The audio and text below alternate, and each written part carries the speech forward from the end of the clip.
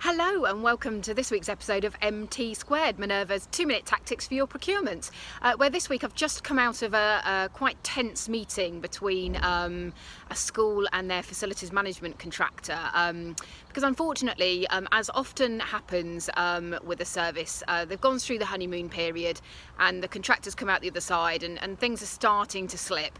And they're starting to try to change some of the elements of the service provision that they're currently offering.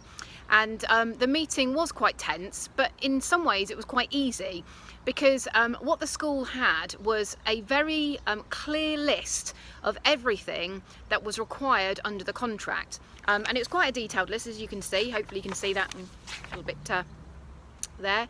Very detailed list of what was required. It runs to several pages, in fact, and so it was quite easy to then go down the list and say, well, that is included, that was also included, and in some instances there's notes along the list and it elaborates very clearly on what it is that's required under that particular element. For example, where they're talking about security, that it will require the FM team to attend site if there is an alarm call out.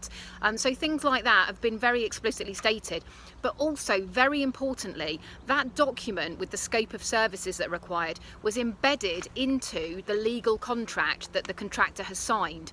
And what that means is it's impossible for them now to turn around and say that it wasn't included as a part of the process, because legally they are bound by that document. And it's another reason why I always encourage you to, where possible, either provide your own legal agreement when you're letting these sort of services, or alternatively, at the very least, ensure that whatever you want in the contract that is provided by the supplier, who's the winning bidder, does, capture what you also need to have in there. So it's a very important part. Today, although it was a tense meeting, it actually turned out to be quite easy, because everything was there. It was all in black and white, and there really was very little. In fact, there was nothing at all that the contractor could argue against. So hopefully that's a useful tactic and will save you a little bit of a headache later on down the line. Until next time, soldier on!